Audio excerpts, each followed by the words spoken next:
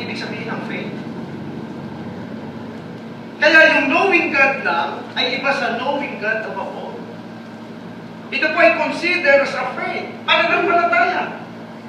At yan ang isang ebidensya.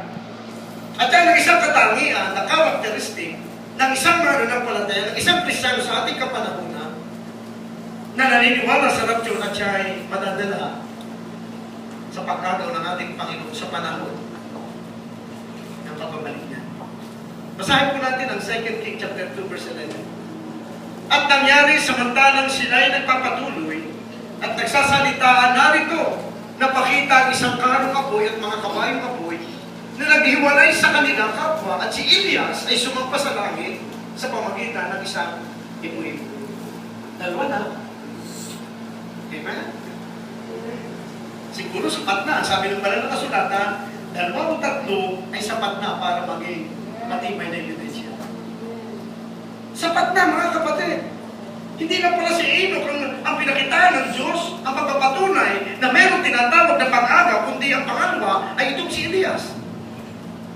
Ang sabi doon, naglalakad sila ni Elias at saka ni Eliseo. Habang sila nagkukwentuhan, ang nangyari po sa kanila, habang sila ay nagsasalita, narito napakita isang karong apoy, a chariot of fire. At hindi lamang yun, mayroon pang horse. May mga kabayo na apoy, at ang sabi doon, naghiwalay sa kanilang kapwa, at si Elias ay sumampa sa langit sa pamagitan ng isang ipuin. Knowing God above all.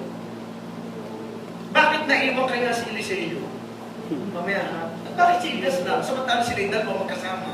Ang daya naman ng kabayong yun at saka ng ipuin. Nag-iwan pa, samantalang sila magkasama. Kaya mga kapatid, hindi lahat pala ng Kristiyano na nakasama natin. Makakasama talaga. May maiiwan talaga. Aminin. Aminin natin na meron talaga maiiwan. Ito nga, dadalwa-dalwa eh. Ano kaya yung chariot of, yung chariot of, siguro yung karwahe, yung pamusulo lang, hindi pwede dalawa. Sulo lang ang sasakay mo. Hindi pa kayo nagtataka. Habang ako'y nagbabasa, nagtaka ako eh. Mamaya malalaman natin. One of the most dramatic scene sa akin pong pagbabasa sa Biblia, ito po. Ako'y tuwan-tuwa dito. Isa pa pong gustong-gusto ko yung bumukas din ang langit na nakita ni Jacob yung pintuan, yung hagdan. Nabuhat doon sa kanyang kinaroroonan. At doon sa dulo ng pintuan ng langit, ay may hagdan. Yan ang mga gusto kong basahin, mga kapatid. Yung bumubukas ang langit, bumubukas ang mga bintana, mga dulong awa para ibigay ng Diyos ang siksik-liglig na umaapaw. Yan ang masarap ang usapan. Yan ang gusto-gusto kayo ng mga Kristiyano, may blessing. Pero rapture sa kanya yan, di pa ako handa. Pero pag-blessing, nakausap. Amen. Spirito tayo, samahan naman natin yung mga kaibigan ng mga kapatid natin. One of the most dramatic scene in the Bible na akin pong pinangahawakan kapag heaven ay nabubuksan. Gusto ko yan pagka ang langit ay nabubuksan. At isa ito, heavens had opened, a fiery chariot and a fiery horses appeared. Nakita po nila yung apoy na karwahe at saka yung apoy na mga nag-aapoy na mga kabayo. At hindi lamang yun, may ipo-ipo. Whirlwind. Ay bumuhos yung ipo-ipo. At ang sabi doon, ang propeta ng Diyos ay vanished alive. Nawala. Kinuha siyang buhay. Ang sabi po doon, nakita-kita ito ng kanyang kasama na si Eliseo. Vanished alive into heaven. Ang sabi doon, ito yung isa pang rapture. Bagamat hindi sinabi doon yung salitang rapture, pero sabi doon ay sumampa sa langit. Sa wikang English, and went up by a whirlwind into heaven. Yung din rapture din yun, mga kapatid. Pero doon po sa Corinthian at saka sa Thessalonian, ang sabi po doon ay caught up. Pero marami mga kahulugan, isa po ang ibig sabihin. Rapture po ang ibig sabihin niya. Pag-agaw. Kaya,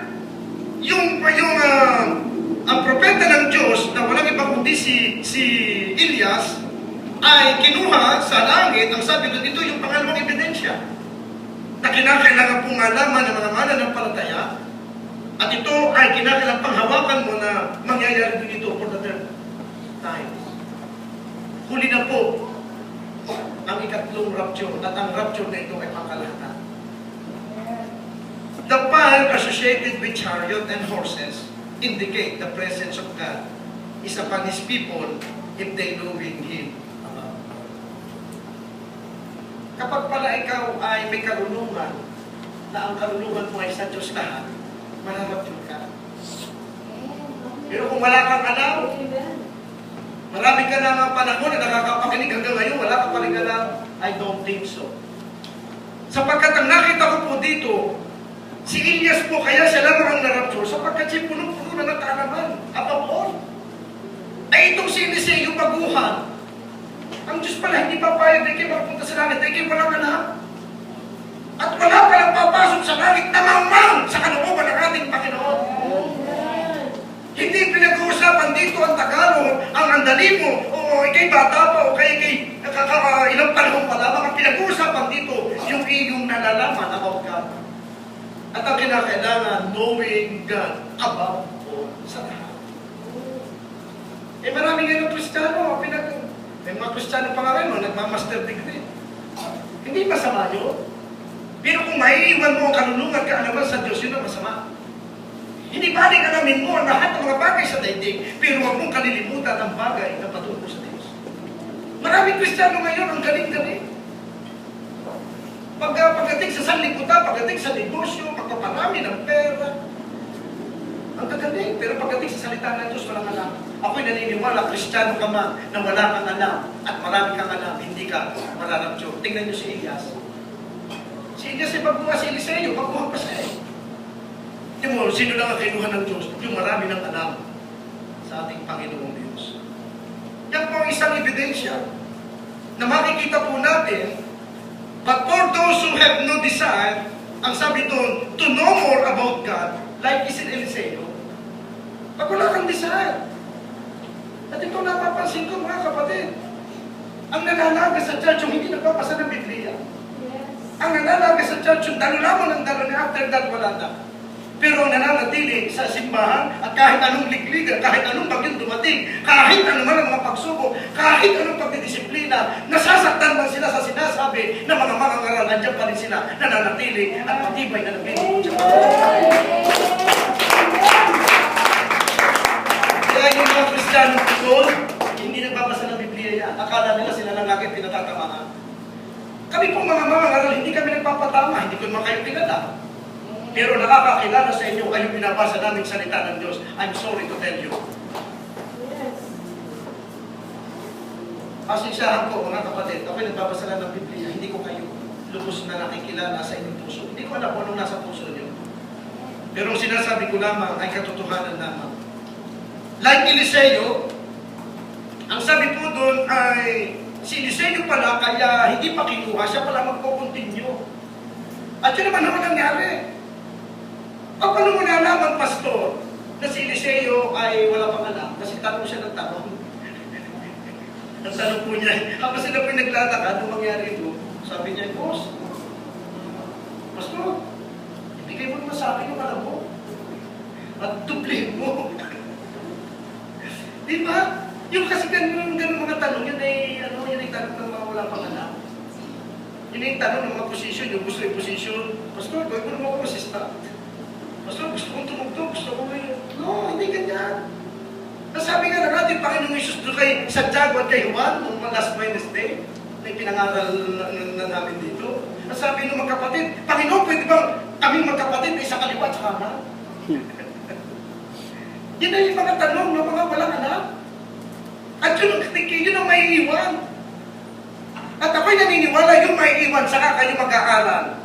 Saka nyo aalamin ang lahat ng mga bagay, parang 7 taon ng kabigatan ng inyong mapagtagumpayan. Saka lang kayo mag-aaral. Tandaan mo nga kayo sinabi, mark my word, pag ikay naiwan, saka ka maghahanap ng Biblia, saka ka mag-aaral, para ikay magtagumpay. Pero ang pinakamasarap ngayon, alam mag-aaral. Ito ang the best. Ito ang sinasabi ng salita ng ating Panginoon. Kung ayaw mo na ikay maiwan, knowing God above all, at malalaman mo lamang ang lahat patungkol sa ating Panginoong Diyos sa pamagitan ng salita. Yan. Kaya basahin pa rin natin. Si Elijah po ha. Masabi doon ng si Elias po ay itinaas na. And habang tumataas po si Elias, kita-kita ni Eliseo. Oh! Pop! Di kaya, tinaagaw ng ano, lumipo-ipo. At dahil yung karwahing apoy, at dahil yung mga karwahing mga nag-aapoy na mga kabayo.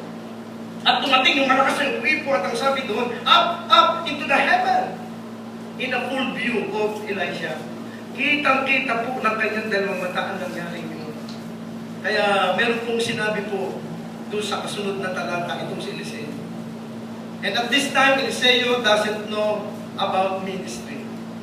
Hindi niya alam kung bakit itong si Elias na kanyang pastor, na kanyang sinasamahan, ay bigla na lamang kinuha. Wala pa siyang alam patungkol doon. Pero alam po natin na kaya po si Eliseo ay iniwan ng Diyos sapagkat siya po ang magpapatuloy ng naiwang ministeryo ni Elias. And these people of God know him about all. Ang mga tao na nakakaalam at ang mga tao na nag-aaral ng patungkol sa kabuuan ng lahat ng ating Diyos, ito po ang isang alam po na katangian ng tao na kukunin ng ating Panginoon. Isa po si Enoch, walk with God, at ito po si Elias, knowing about God about all. Pagsamahin po natin yan, yung mamuhay tayo ng kabangalan. Alamin natin ang lahat ng pagtatagumpay. Ako'y naniniwala, 100%, dumating man ngayon ang rapture. Sama-sama po tayo. At doon sa mga may iwan, mag-Eliseo ka na lang. Ikaw ngayon ang Eliseo na iwan sa rapture. Pero si Eliseo, mga kapatid, kahit siya'y naiwan na kanyang pastor, nagtagumpay pa rin po siya. At siya po'y naroon na din. Na, ito pong si Eliseo, tandaan nyo, sumigaw. Basahin nyo po. Pag binasa nyo po yung 2 Kings chapter 2 verse 12, sumigaw siya na sumigaw. Makibasa nga, mga kapatiran, kung sinusundan mo ako. Sayang, hindi ko po nalagay wala dyan, sister. Sumigaw eh. Amen? Basahin mo. Sino nakakita, sister? Sister George? Nandiyan ka ba? Yes. Verse 12. At nakita ni Eliseo at siya'y sumigaw. Ama ko, mga tao ng Israel at mga mga bayong yaon, at hindi na niya nakita siya, at pinagdawakan ang kanyang sariling kasuotan, at hinapak ng dalawang kanya. Yes. Bakit kaya yun ang sigaw ni Eliseo? Ama ko, ang kabayo at ang mga kabayo, ang karwahit, ang mga kabayo at ang mga kabayo. Hallelujah! Kaya nakita niya, hindi niya nakita, ama ko si Elias! Bakit ang nakita na niya yung mga kabayo at saka yung mga kabayo? Yes, mga kapatid mo, sapagkat yun ang lumabas sa bibig. Yun ang lumabas sa bibig ng panibagong lingkod ng Diyos na siya magpapatuloy. Yun ang sigaw ng naiwan na itong si Eliseo, sapagkat ito pong si Elias, na bilang lingkod ng ating Panginoon, siya po ang the strongest weapon of God's power. Pag tinawag ng mga nabayo, ito po ay yung mga lumalaban. Ito po yung mga humaharap sa digmaan. At ang sabi po doon, yung pong chariot of Israel and its horsemen, yung chariot of Israel, yung po yung strongest weapon of God's power, at yung horsemen, ito po yung best defense of Israel. Kaya tayo ito, mga kapatid, sa ating kapanahonan.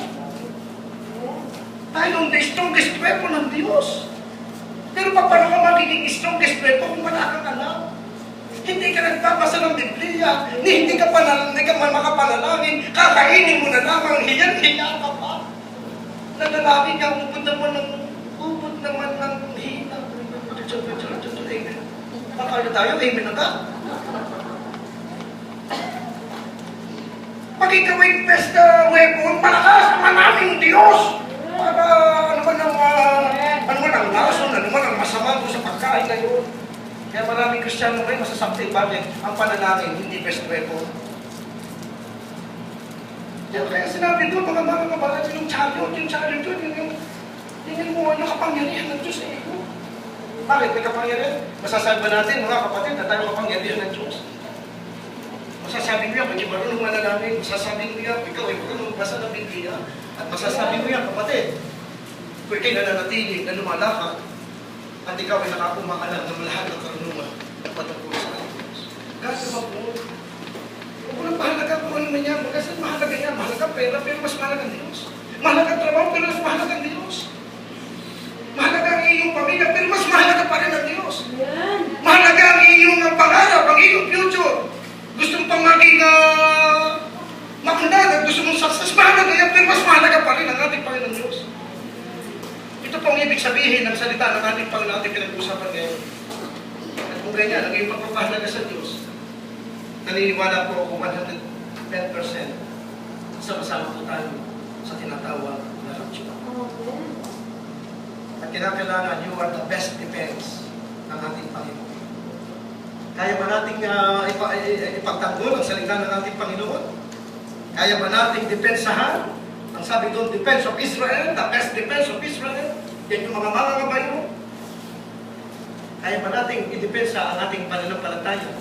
Kaya ba nating ipagtanggol ang ating paglilingkod sa ating Panginoon? Bago po ako magtapos, hallelujah, 5 minutes na lang. Verse 58. Conclusion ko na po ito. 1 Corinthians chapter 15, verse 58. Kaya nga, mga kapatid, kung minamahal, ang sarap nito. Ako kasi ganyan lang natin binabasa, inulit-ulit ko. Parang damang-damang ko baga si Apostol Pablo, mahal niya ako. Kaya nga, mga kapatid, kung minamahal, ang sabi nun, therefore, my beloved dear brother, kayo'y magsitatag, be steadfast. Unmovable, huwag makilos na laging sumagana sa gawa ng Panginoon. Always abounding in the work of the Lord, for as much as you know that your labor is not in vain in the Lord. Yamang nalalaman ninyo na hindi walang kabuluhan ang inyong gawa sa ating Panginoon. Pwede mo palapakan natin ang Diyos.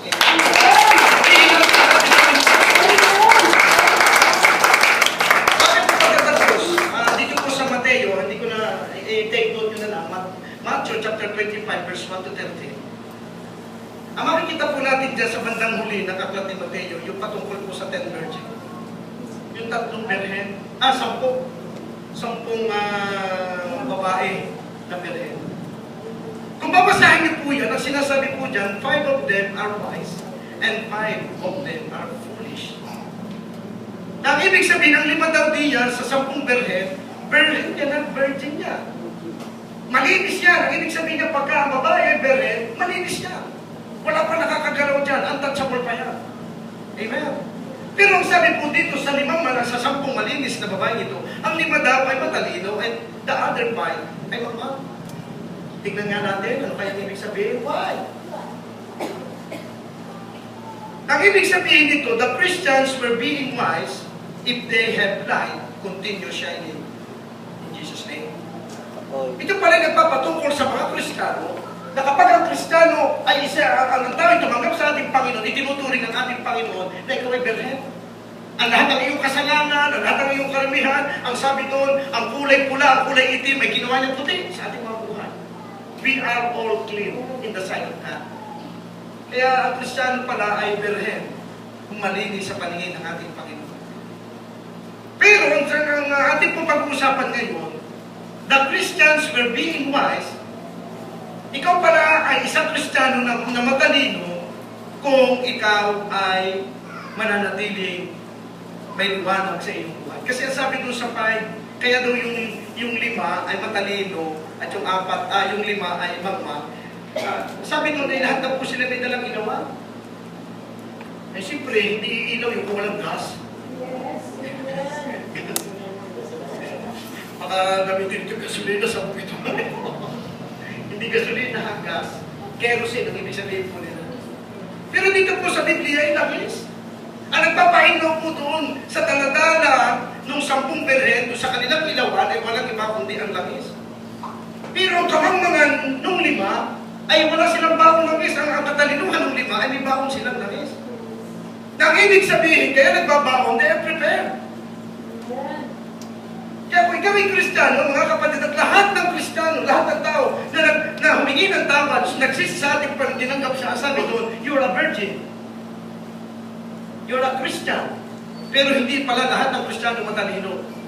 Sapagkat mayroong mga Kristiyano na mayroong kang liwanag na nagniningning sa pangalan ng ating Panginoong Hesus. Pero ang tanong doon, kinakailangan magpatuloy yan. At ang liwanag na yan ay hindi lamang sa iyo. Sapagkat ang sabi ng banal na kasulatan, may liwanag ka nga, inilagay mo na sa ilalim ng upuan. May liwanag ka nga, pinakpan mo naman ang panga. Nabasa nyo sa Biblia? Hindi kasi kayo nagbabasa eh. Basa lang ng basa. Kaya yung sinasabi ko dito, naintindihan ninyo, nakaka-relate kayo. Kaya kahit anong sabihin ko, tanggap nyo. Bakit? Nabasa nyo eh. Kaya yung mga tao, nandinisiplina ko, akala nila, akin ito, nabasa ko sa Biblia yun. Eh gustong magkaroon ng sikreto, eh sinasabi ko sa Biblia yung walang sikreto. Ay, umalis, kasi may sikreto. Eh dito ko, may sikreto. Eh dito walang sikreto. Eh pipilitin, pwede ka may sikreto, eh hindi man pwede. Hindi kasi kayo nagpapasa. Ang naglilingkod sa Diyos, hayaan, walang itinatago.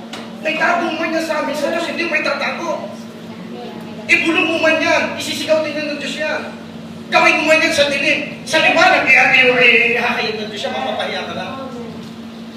Kaya ang liwanag na ito, mga kapatid, dadalhin natin ito, hindi sa sarili lang natin. Pero kasi Kristiyano, dala lang ang ilaw pag nasa simbahan, oy, banal.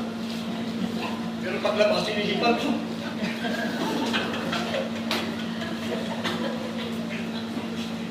Nanako ko lang ibig ko sabihin. Amen. Ang ilawan natin, kahit saan tayo magpunta, at kinakailangan ang ilawan na nagniningning sa pangalan ni Kristo, dali natin sa sanlibutan. Bakit? Dahil ang sanlibutan nito ay namumuhay sa kadiliman. Yes! Paano magkakaroon ng liwanag ang mga tao niya kung dilim din ang kanilang nakikita? Magkakaroon ng liwanag at dilim kung darating ang isang liwanag. Kahit maliit ka ng naliwanag, tandaan mo. Kahit ning ano ka na konti, ikaw lang ay isang puspuro na sisinghap-singhap. Pero ilagay mo yan sa dayami, mamaya nagamdam niya. Alam mo, isang palito kaya sumunog ng napakaraming bahay.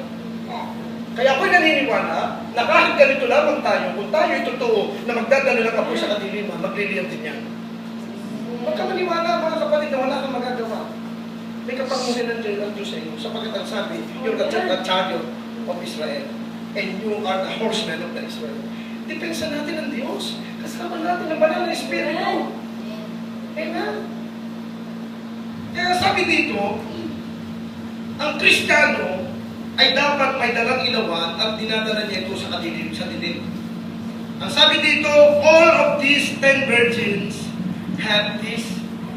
Ang lahat ng Kristiyano, ang lahat na tumanggap sa ating Panginoong Hesus, may liwanag ka na, shining Jesus ka eh. Si Kristo nagliliwanag sa iyo, pero ang tanong hanggang kailan? At dito natin makikita kung sino matalino at kung sino ang hanggang kailan ka magliliwanag sa daigdig dito. But not all have a reserve point. Ito ang problema. Kung nga may liwanag ka, may langis ka ngayon, pero nasa lang reserve mong langis. Baka yung langis may pang isang linggo na lang. Mabuti kung yung langis mo yung umabot pa, dumating ang rapture. Ay kung sa ikasang linggo kinabukasan na walang kanandang kasi kinabukasan ng rapture. Hindi ikaw ngayon ang mangmang. Kaya ang ibig sabihin dito, hindi doon binabase ng banal na kasulatan sa apoy, doon sa ningning, doon sa ginawa ng Diyos. Ang binabase ng ating Panginoon ay doon sa reserve na langis. And that's the preparation of our life to God. Yun ang sinasabi ng banal na kasulatan na be prepared. At mababase mo yun, makikita yun sa labis na iyong nireserve araw-araw. Ang ginagawa naman ng iba, ay hindi ako naka-attend kay pastor. At ako'y tinanghali ang gising, pero kinakailangan ko ng langis. Ay pupunta ako doon sa Pacific Mall, doon ay may hanghapon. Akala nila yung reservation ng langis ay nakukuha sa ganito. Tandaan niyo, ang langis na sinasabi ng banal na kasulatan, ang gas na sinasabi na i-reserve natin, hindi mapipili ka dyan. Hindi yan edible oil, hindi yan crude oil, o namang langis, yan po ay langis sa pamagitan ng ministeryo. Hindi yan mabibili ng anumang pera at hindi mo yan kayang pagsikapan, hindi mo yan makikita sa iba't ibang churches. Kahit pa lahat, kahit kaninang umaga, may bukas sa simbahan, dumalo ka, and after that, dumalo ka dito, mamaya, alapunan, dumalo ka rin. Hanggang hapon, makakalima kang church. Pero hindi yun ang reservation ng langis. Yes. Akala kasi nila, akala ng maraming Kristiyano ang langis na nire-reserve natin ay, no, reserved oil indicates participation in ministry with the Holy Spirit. Kung gusto mo na ikaw ay madagdagan ng langis, magministeryo ka. Sumama ka sa mga gawain. Mag-participate ka. Amen. Participation ito. My brothers and sisters, hindi pwede na bigyan namin kayo ng baon naming langis. Kailanman, kahit ako may baon langis, hindi ko pwedeng ibigay sa inyo. Baka sabihin mo, si pastor na may marami, hihingi na lang ako. Si pastor naman na yun, kaya magsasama ako kay pastor.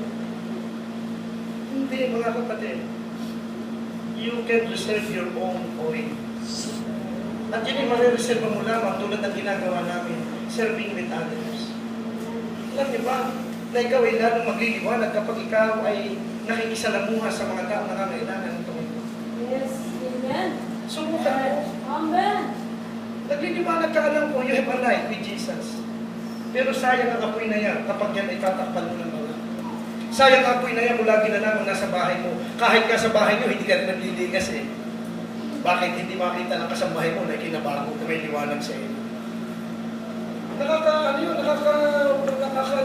Nakaka-hopeless yun. Kristiyano kahit sa loob ng bahay, hindi magpapakita ng apoy. Nasa loob ka na ng bahay, paano pa sa iba? At meron mga Kristiyano, ang banal na banal sa iba, pero pagdating sa kanila, may suman. Meron din yung Kristiyano. Ang bait-bait, pag nasa simbahan, pastor, ano may kapaglingkod ko? Ang sipag-sipag, pero sa bahay, ayun, tulog lagi. Ano sasabihin ng kanyang mga kapamilya? Kristiyanong batugan. Walang ilaw. Ang sabi ng banal na kasulatan, kung ang sarili mong bakuran, hindi mo kayang linisin, kailanman hindi ka makapaglinis ng bakuran.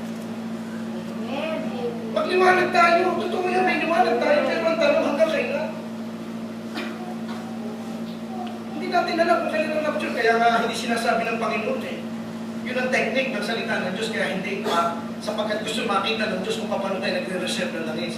Mga kapatid ko, my brothers and sisters, hindi pwede na bigyan namin kayo ng baon naming langis. Darating ang oras na talaga makakahiwalay tayo. Kami may baon, kayo wala. Sasama na ang loob niyo sa amin. Bakit? Nakikita niyo na kami puno-puno ng langis. Ang liwanag namin, nakikita naman ninyo kayo ay halos aandap-andap na. Hindi kayo pwedeng mahingi sa amin. Pastor, parang po naman. Hindi pwede kapatid, magkakahiwalay, sasama lang ang loob sa akin. Hallelujah. Darating ang oras na magkakahiwalay tayo sa ganitong pangyayari. Dahil bibili ka ng langis, maghahanap ka. Sana hindi pa mabuli ang lahat. Pagsikapan mo ito. Pag nasa church na, may langis, pero tuwing linggo na nagkakalangis. Pupunta ka sa iba't ibang lugar, ang iniisip mo, disiplinado dyan, perfectionist dyan sa church, punta na ako sa iba. Pero hindi yan ang paraan na kayo makakakuha ng panibagong langis. Kung saan-saan. Ang langis, ang sinabi ko kanina, kailanman hindi ito maa-acquire. Hindi mo ito matatanggap, hindi mo ito maangking sa pamagitan ng iyong kaparaanan. Ang langis na ito, mga kapatid, ay ministry. Amen. Totoo yan. Mag-ministeryo ka, si Sister Sonia, yan ay tao na napakaraming kailangan. Iniimbestigahan na siya. Nasabi ng kanyang mga kapatid, may binibigay ba sa si pastor? Nasabi niya, apa, may libre bahay na nga ako, libre ilaw, libre tubig. Pati ba naman kakainin ko, iaasa ko pa kay pastor? Very good. Kasi sabi ko, ako man ay tumutulong, pero yun ay may panahon. May cut-off yun. Kasi pagka ikaw ay naglilingkod nga sa Diyos, pero sagot kita, labis ko yan eh. Katas ko yan. Katas yan ng church. Ay wala kang reward sa Diyos. Lahat ng iyong ginagawa, at pagdating doon sa apoy, sabi ng aklat ng gawa, pag nasunog yan, walang reward. Pero ligtas ka. Kasi kapag ang paglilingkod mo ay nakaasa ka, wala kang sacrifice, lahat ng paglilingkod mo, sunog. Pero yung paglilingkod mo with your own sacrifice, ang dugo at pawis mo, andiyan na pati lahat, yung buong kaalaman mo, pagdaan yan doon sa apoy ng sunugan, lusot yan, reward yan. Ay ayoko mga kapatid na lahat ng reward doon na sa akin. Gusto ko yung reward nyo sa inyo. Kaya, nakikita ko po sa simbahan nito na meron development, meron mga nababago, meron mga, ang sabi po, development. Ang langis na ito ay ministry. Kaya naranasan na ito, kumain ko siya sa barangay 10. Alam mo naman tao yan, ang laging sinasabi niya, Pastor, pamasahe. Pero ngayon, hindi na namin ng pamasahe. Dahil nakikita niya yung kanyang hinahayuhan, mas nangangailangan pa rin kaysa sa namin. Kasi kapag lagi mong sarili mo lang ang tinitingnan mo sa Diyos, lagi mo nakita sarili mo lang pangangailangan na makikita mo. Mahirap ka, pero pag kinapapunta sa mas mahirap, mahahabag ka. Magpapasalamat ka pa sa Diyos dahil may bahay ka. Magpapasalamat ka sa Diyos sapagkat may pakunawa ka pa. Kapag nakita mo mga tao na wala ng tahanan, wala ng kagalingan, magulo ang tahanan, sasabihin mo, mapalad ka talaga. Ngayon, masasabi mo ba na ikaw ay hamak at ikay hamak? Hindi. Mapalad ka. Yun ang langis. Yun ang magpapatibay sa iyo. Yun ang palad mong langis. Kapag nakakakita ka ng mga tao na nangangailangan sa ating Panginoon Diyos at ikaw ang ginamit. Hallelujah! Dahil bago dumating ang rapture, ang sabi, pamamatay ang ilawan nila at sila'y maghahanap ng langis. Pero hindi na pag dumating ng anong pa. Alam niyo yung mga nalalaga, sabi nga, may nagsasabi sa ating lagasan. Hindi na babasa ng Biblia yun. Kung meron mang umaalis sa church na ito, yun ay patay ng ilaw. Naubos na yung langis nila. Naubos na yung langis eh. Ay ayaw naman ng langis na sinasabi natin na pagbabaon. Ang pagbabaon kasi ng langis ministry. Gumawa ka, mangaral ka, mag-participate ka. Natuwa nga ako nung isang Sabado natin, alam nyo, si Satanas talaga, grabe sa church natin. Ang hinahad naman niya yung ating lahat ng mga gawain. Lahat po ng ating mga activities na postpone. Ang nakalusot lamang yung isang Saturday na kami nangaral sa palengke. I'm so blessed sapagkat sinamahan ko ako ng aming big brother. Ang yung kapatid ko, Kuya Ben, nandun lang siya. Nandun lang siya, nakaupo lang siya sa motor, pero nakasuporta siya sa gawain ng pangangaral. At hindi lang yun. Isa tayong kapatid, hindi nga siya nakapunta doon, pero nagbigay siya ng pamatituha at ng pamatituto ng mga That's the participation. Eh yung iba, nasa kayo. Alam niyo ba, may kasama kaming dalawang matanda na umutubo. Habang kada hakbang nung isa ay napapangirit. Pero andun sa palengke, habang kami na kita ko yung habang nahakbang namin. Pero nasaan yung mga malalakas ang mga tuhod? Nasaan yung mga malalakas? Yan ay ministry, yan ay usurpation of oil. Kailangan natin mag-ministry sapagkat darating ang mabigat na pagsubok, pag wala kayong langis na bao, pag wala kayong sakripisyo, pag wala kayong kaluluwa na dadala sa Panginoon, namamatay ang inyong ilawan. At ang sabi ng banal na kasulatan, kapag marami nang namamatay ang ilawan, saka darating ang ating Panginoon. Tingnan ninyo yung 5, nung sila'y umalis na patay na, nag-usap ka na sa dumating ang kanilang Panginoon. Wala na. Kaya naniniwala ako, marami po ang may iwan sa loob ng iglesia, sana hindi ka. Sana naintindihan mo. Huwag mo nang pansinin ang mga dati nating kasama. Totoo yan, yung mga dati nating kasama. Ang dami niya sasabihin. Kaya ako yung umalis dyan, kaya ako hindi nila naintindihan. Yung ilawan nila ng pagkaunawaan na natin. Nawala na yung desire nila, nawala na yung preparation nila, at ang sabi doon, nawala na sa isipan nila na ang Diyos ay aagaw ng mga tapat at tunay ng mga nananampalataya. Totoo ang lagasan. Hallelujah, totoo. Ang lagasan ng mga wala ng ilan. Ano ang wala na po sa atin, yung mga wala ng gana? At sasabihin ko sa inyo, backslider po ang kalanap sa nila. Pwedeng ikaw ay mawala na rin sa iglesia nito dahil dito'y naghahanda ng bagong langis to continue the shining in the light of Jesus. That reserve oil is ministry. That the reservation of oil is the ministry. No ministry, no reserve oil. Kapag wala kang ginagawa, sasabihin ko sa iyo, wala kang nakareservang langis. Pag dumating ang mabigat na hangin, ang pagsubok, patay ang iyong ilawan, wala ka na sisimutin. Kaya, ito po, sa muli natin gagawin, may barangay din po tayo. Kahit kung krusada doon, come on, join us. Lalo kang lalakas. Mapagod, mahirap, pero sasabihin ko sa iyo, lalo ka magliliwanag sa sa harapan ng ating Panginoong Jesus. Tandaan mo, there's a two evidence na totoo po na magkakaroon ng rapture. We shall all be changed. Palakpakan po natin. Amen!